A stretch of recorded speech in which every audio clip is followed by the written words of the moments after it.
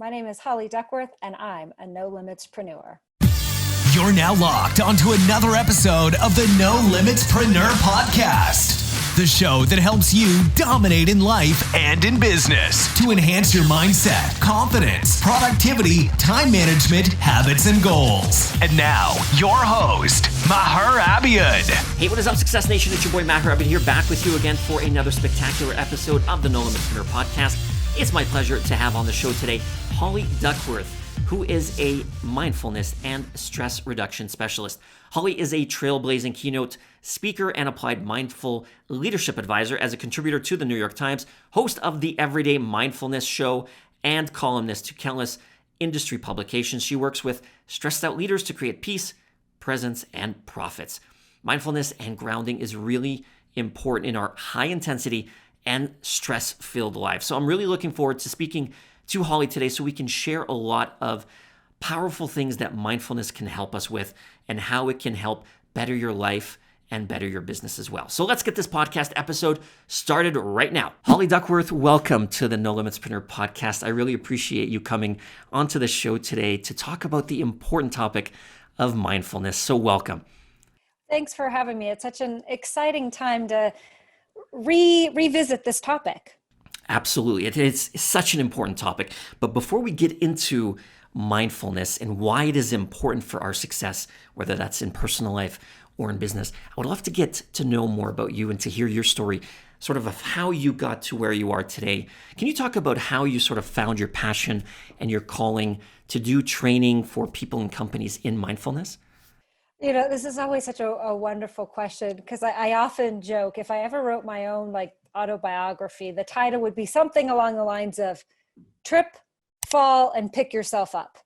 I think so many of us as thought leaders, speakers, coaches, people make that assumption that we've always been that, or we've always had these platforms or 4 books or whatever. And, my story is definitely very different than that.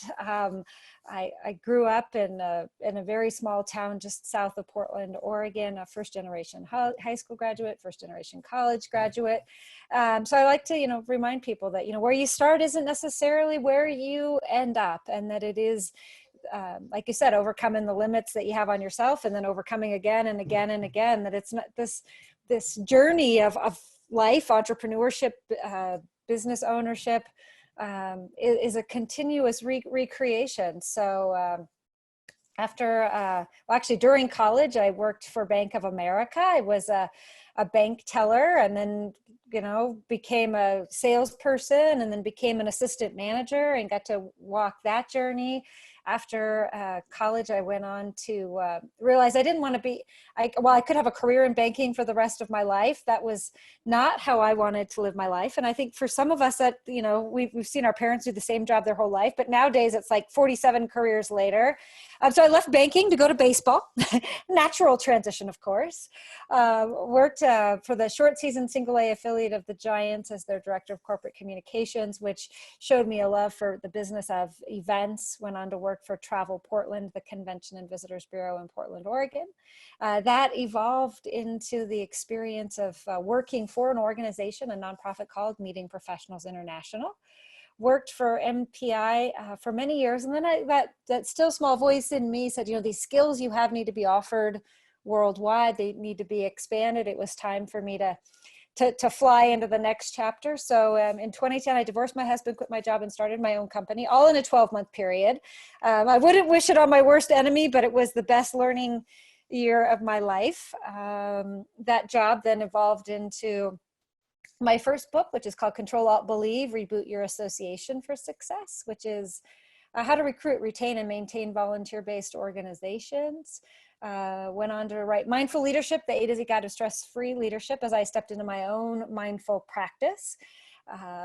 Then went on to write Everyday Mindfulness, From Chaos to Calm in a Crazy World, that we're going to talk about. And then in December of 2019, I wrote Sell More, Stress Less, 52 Tips to Become a Mindful Sales Professional. And I'm so grateful you asked that question, because I hope for your listeners, they can find within that story their own story of growing and changing, and then you hit an upper limit, or all you can in that particular career based on your boss or your work or whatever, and you grow like those building blocks on top of each other. So that's kind of the brief overview of how I got to starting my own company.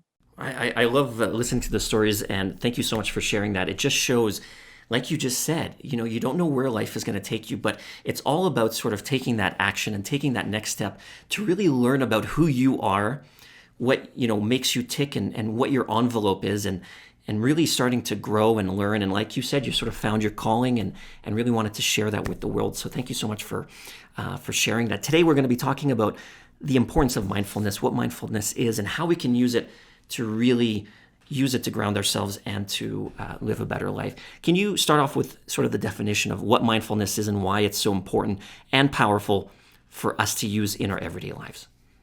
So mindfulness is one of those words that everybody kind of thinks they know. Maybe you saw a magazine at the grocery store or came up on your Facebook feed, and that's good, but it's also what makes mindfulness interesting is there's not really one agreed upon definition, but a lot of pieces from a lot of different experts and researchers pieced together. So I like to defer to the definition by John Kabat-Zinn. Mindfulness is the practice of being fully present in the moment without judgment. And that highlights two pieces. One is it's a practice, not a perfect. So sometimes that's a little different for folks. We're used to being in a high achieving world, and mindfulness, we're always practicing. Some days we get it really great. Some days it's a challenge, but it's a practice of being in the moment. And then the idea of non-judgment. And again, sadly, trickily, as human beings, we are hardwired for judgment. Gosh, I like his hat. Oh, I don't like her shoes. Oh, we're seeing that right now whipped up in the world. We almost judge people before we even know anything about them. And so mindfulness is, how do we let go of those things and allow and accept and be in this moment, in this moment, in this moment. And then from that place of centered peace and ease, go on about growing ourselves, our families, and our businesses. And that's really important because, as you know, without question, our lives are just jam-packed with this, that, and the other thing. We don't have time to just, stop and just even listen to our thoughts or just listen to our emotions in our body. And I really appreciate, you coming on today to talk about this topic, because we are living in such a go, go, go world that we really do need to stop, because when you're moving so much, after a while, you might not be moving in the right direction, but because it's normal, because you've developed a routine, you don't even know if that's sort of your North Star, you're even headed in the right direction. So it is really important to take a step back. Can I talk to you about your book? You have this book out, a fantastic book, Everyday Mindfulness, From Chaos to a Calm in a Crazy World. What was your sort of inspiration to write this specific book, and what can people learn from it? Well, Everyday Mindfulness actually started out as my own podcast. I have a show called the Everyday Mindfulness Show, and I didn't really want a podcast, but sometimes when the universe wants you to have something, it shows up. I'd been working with my marketing and promotions team, and they said, Holly, you need a podcast. I said, what am I going to call it? Like Happiness with Holly? Who's going to listen to that, right? And the very next day, the gentleman who had started the show and had owned the rights to it posted on his Facebook, he was no longer interested in doing it anymore. And I was like, okay, alignment, you see the sign. So I called him up, and we made a agreement to keep the show alive. And I took over the intellectual property of that. But I was a meeting planner. So you can't have something called Every Day and only release a show once a week. That just didn't work for me. So I sat down at the desk and started writing. I wrote, designed, edited, and made that book a #1 new release on Amazon in 77 days. And it was really coming out of 2018, it was when I wrote it. And the opening stanza says, we live in a world of bigger, better, faster, and more. A world where we greet each other and we say, hi, how are you? How are you? And the natural response is, I'm okay, I'm okay. But that word okay, even then, was kind of like this masking of, I'm about to lose my stuff and I don't want you to know. And I wanted this book to give everybody a daily inspiration, a daily motivation, a practice to get still and know in themselves. So the book is a daily reader. There's themes for every month of the year. And then each day it invites you to set an intention. How are you going to put your energy in motion? Kind of centering a word for the day. Has an inspirational quote, and then a story to keep you educated, connected, inspired to your own mindfulness practice. That is absolutely fantastic. And if we can jump to the sort of the next point, as you were just talking about, how we do complicate our lives. We obviously complicate it so much, and we consume so much. We're obviously a very consumer society, we consumption society, about acquiring more and more. And that leads to, obviously, as you know, more stress, because the more you have, the more, your stuff controls you at the end of the day by taking up your time, your money, your attention. Can you talk about sort of the importance of minimalism in a world where, again, full of consumption, of how we're acquiring more and more? I hope this is one of the concepts like mindfulness, minimalism, that expands in this time of pandemic, or as I call this, a time of possibility. I think this is a really great time of possibility for those of us who are willing to get uncomfortable in the uncomfortable, maybe navigate the awkward a little bit and say, not only am I going to do my physical world differently, but I'm going to do my mental world differently. And that idea of simplification or minimalism can be something that will move us all forward. I remember in my neighborhood, we have once a month it was that you could put all like your extra trash out. And those 2 months were here in the United States, we were under lockdown. If you walked the street that particular night, I mean, there was just piles of stuff. People had gone through their basements and their attics and their kitchens, and they were letting go of things that no longer served them. And I think that same thing is true with physical items as mental items. What's that story you're telling yourself? That thing you've kept on your desk, that project that always weighted you down and you didn't actually get it done. That this is a time for us to, I say, do less better. And that's personally and professionally.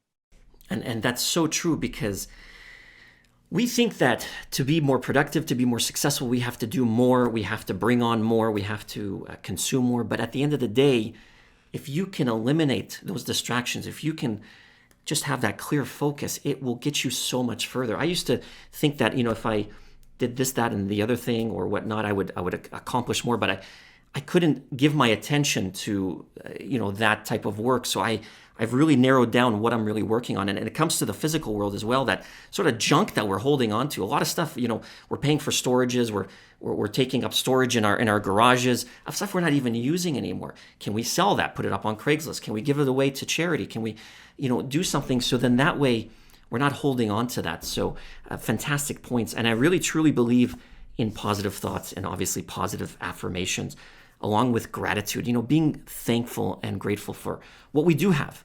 Can you talk about sort of the importance of these, of positive affirmations and gratitude, and how one can go about incorporating them into their lives? Well, I think this is a great thing to dovetail to what we were just talking about with the minimalist thing too, is as you are letting go of the items or the stories that you just can't carry with you anymore, thanking those for being in your life. When we were letting go of stuff, we actually bought our home and our office December 15th, moved in January 15th, and the pandemic here in the state of Colorado started in March 15th. So we were in a purging cycle of experiences and stories and stuff, but thanking those things for being in your life and letting them go, everything from the blender you no longer use to that story of the client you didn't get, thank you for the experiences that you learned in that. And as you're minimalizing your projects and your to-do lists right now, thanking that busyness, but also then letting it go, because it may not have ever been yours to do anyway.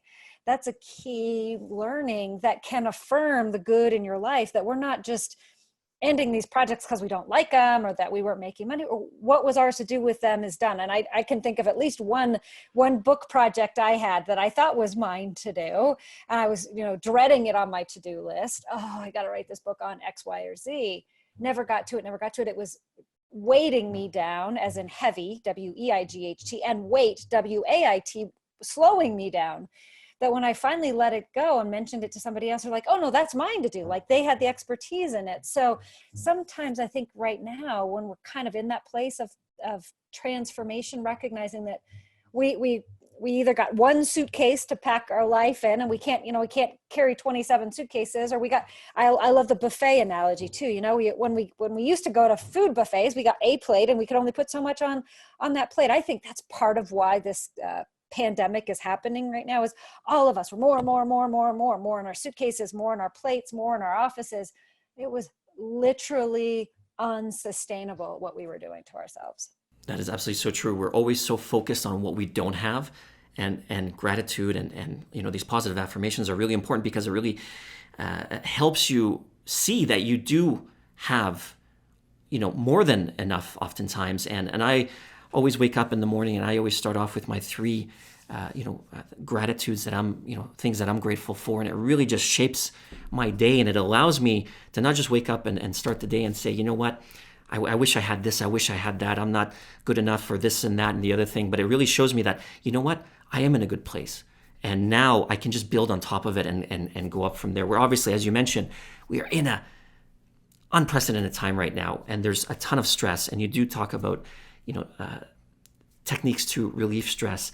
One thing that leads to stress is uncertainty, and we are living in uncertain times. How can people deal with uncertainty during these difficult times? And what can we do to sort of relieve that stress during these times? My answer is going to be simple, and it's probably no surprise to you. It's acceptance. And that's easy to say and maybe hard to do, but honestly, it is what it is. And life has always been uncertain. We just created these faux walls or boundaries or rules or whatever to attempt to create that which we really were never controlling anyway. That I think for many of us, as we're grappling with this, it is that return to the breath. And I love your affirmation example there. I actually have 3 on my own bathroom mirror. Whatever follows the words I am is the I am of who you are. So we need to let that feeling come up of overwhelm. And then, I say to my clients, does it have to be that way? Can we affirm something else? Instead of I am overwhelmed, how about I am outstanding? And then give yourself a second to retrain your brain and your body to feel what it feels like to be outstanding or loved or joyful. That what we're going through is, as a collective, we've never had this where it's like everybody on the whole planet is having financial and change and health and environment and all the changes that we're having, but we've all had this. It's just been on different levels. This is a fundamental reset, and what an amazing opportunity for us to accept the opportunity. You've probably seen that poem, what if 2020 was the year we've all been waiting for, where we could, be more honest about our finances and our health challenges, and maybe, the racial inequalities and all. Sometimes this has to come up to be healed. And maybe it's not the way we thought it would be, but it is in that place of acceptance and surrender that we can start to order up a new world for ourselves, our families, our blocks, our streets, and around the world. You absolutely hit the nail on the head. I mean, like you just said, life is, there's only so much that we can control in our lives. We can control ourselves. We can control our emotions. We can control our thoughts. We can, create our beliefs, and we can control how we react to them. Oftentimes I say a situation is usually neutral. We as humans will give it a label as a negative event or a positive event. But oftentimes I've been hit with a negative event, but it's been turned out to be such a positive blessing at the end of the day. But I didn't see that because I was in a micro moment. I didn't allow it to prosper and create that sort of, I couldn't see it from a macro point of view. So like you just said, we need to accept it. What can we control in this situation of the economy and the health, people getting sick and whatnot, but what can we control? And once we can really start working on ourselves instead of focusing on what we can't control, then we can really start taking control of our own lives and better our direction and give us the best path to success. You just talked about sort of those sort of intentions. Can you talk about sort of intention setting? Talk more about sort of how people can set those daily intentions, something that you've talked about in the past before.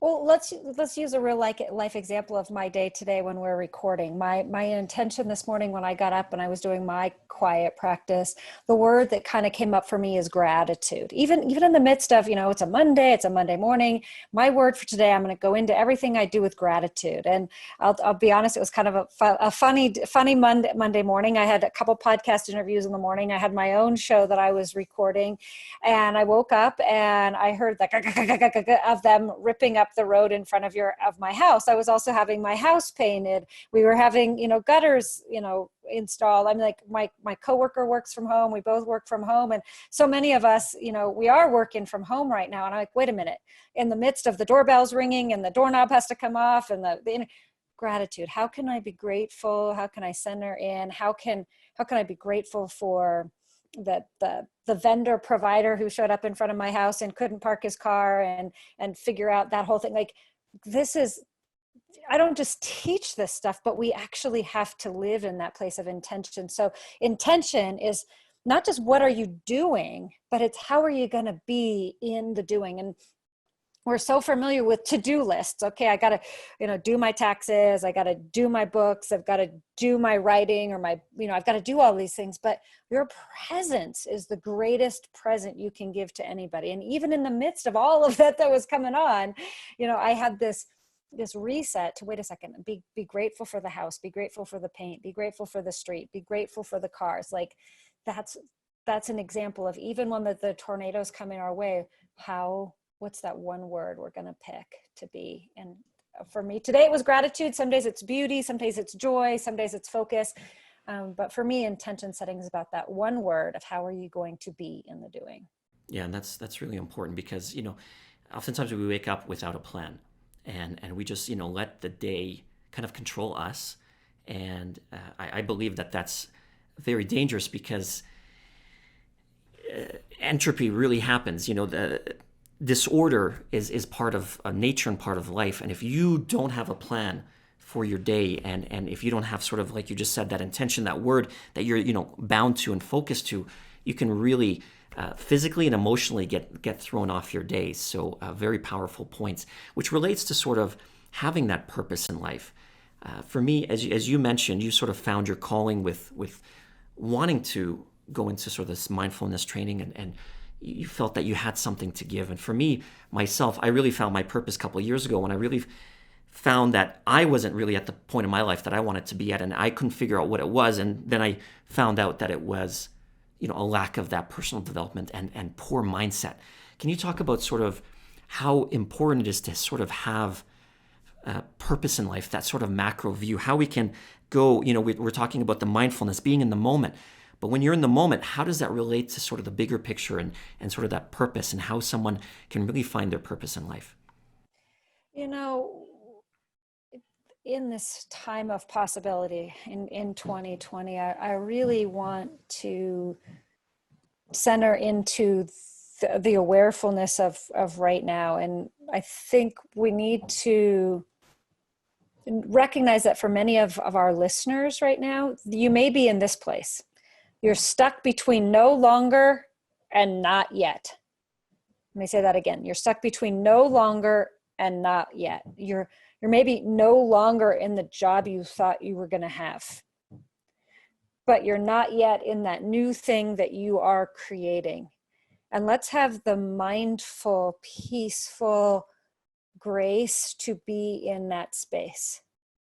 And from that, open with curiosity and discovery to what could come forth as your next step. And you heard my story. I was a high-powered meeting planner. Then I was author, speaker. All of these different things have come in. Well, I call those stuck between no longer and not yet. We all know that story of the butterfly. They start as the little moth, and they, literally become imaginal cells. They become the goo. They get in the chrysalis, and they come out on the other side as a butterfly. That we need to right now, I think, honor those imaginal selves within us. In my early career, I would say, we'd be writing 3-year business plans and 5-year business plans, and we'd be detailing all of these, the purpose of life or purpose of the organization out. And that worked for us then. But in this space of the imaginal selves globally, I think right now it's, what's my purpose this week? What's my purpose this month? What's my purpose maybe for the 3 months? I've been joking with my own team. You guys, we're going to plan as far as we can throw a rock, which means I can throw a rock about 3 months out. But again, if mindfulness is the practice of being present in the moment without judgment, we're going to stay in the practice, and we're not going to judge that it's not the 10-year plan we thought it was going to be. We're going to stay on our core theme and value, which for me is, I know at the heart of who I am a teacher. And if I'm teaching a 2-year-old how to cut a snowflake this Christmas, then that's good. If I'm, going to be on a major stage teaching mindfulness to 500 executives around the world, that's awesome. But taking that time to recenter your heart into your purpose, and then working with your team, whether you work in a corporate or you have your own company, or you have contractors that you're working with, if you're a no limits entrepreneur, just really honor the imaginal selves of right now and let it grow from there. I absolutely love what you just said. And it's so important because we have to be present, because oftentimes we get so stressed out about what's happened in the past, about what things didn't happen to us, or missed opportunities or whatnot. And then we're always so focused in the future about, is this going to happen? What if it doesn't happen? What am I going to do? And we're never really in that true moment of now. And that is so important to move forward. One of the best Facebook memes I've seen recently, and it still kind of makes me chuckle a little bit, it said something to the effect of, can we all just agree that when we were asked ourselves 5 years ago where we were going to be in 5 years, we all got the answer wrong? and I think that, I take my work very seriously. I love the work that I do, but we need to be light about it too right now. And if we keep beating ourselves up about not being where we thought we were going to be right now, we may get ourselves in that water cooler downward spiral of stuck. And I know that your listeners are committed to that no limit. And maybe that no limit was going to be a worldwide trip around the world 6 months ago. But you know what? Maybe right now it's going to be watching 6 videos from 6 of your favorite places you wanted to go and blogging about that. And that's the upper limit of where we can go for now, but it keeps us at least advancing a little bit towards the direction of our dreams. Such incredible points. Thank you for pointing that out. Where can people learn more about you? You work with a number of great companies and individuals, helping them in this area. And talk about your services and how people can learn more about you and connect with you if they want to get in touch. Well, I'm living the message myself. My business is evolving as well. I went back to my corporate brand in 2018. That's a great place to find me. Leadership Solutions INTL. LeadershipSolutionsINTL.com is kind of my umbrella page to my personal page, hollyduckworth.com, where you can find more about my blogging and writing and work. And then my podcast is there too, Everyday Mindfulness Show. And then now the mindful training and the work that I'm doing with some of my key partners as well. Holly Duckworth, thank you so much again for coming on to the Nolimitspreneur Podcast today. I really hope you have continued success in all that you do going forward. Thank you so much. Stay safe. A big thank you once again to my guest, Holly Duckworth, for spending time with me today on the show. I really hope you got a ton of value out of what we discussed today, so you can go and take that and use in your own personal life and business as well. Make sure to subscribe to the podcast on Apple Podcasts or your favorite podcasting apps so you don't miss out on more incredible guests that are coming up in future episodes. And also leave a review so others can also get the benefit that you got out of today's episode. Our lives are super busy. It's really important that you stop, take a step back, and reassess whether you're going in the right direction. Once again, my name is Maher Abiad. I'll catch you in the next episode. You've been listening to another quality episode of the Nolimitspreneur Podcast with your host, Maher Abiad. Want to continue to master your mindset? Download the 7 self-limiting beliefs that are stealing your success away guide for free right now at nolimitsmindset.com.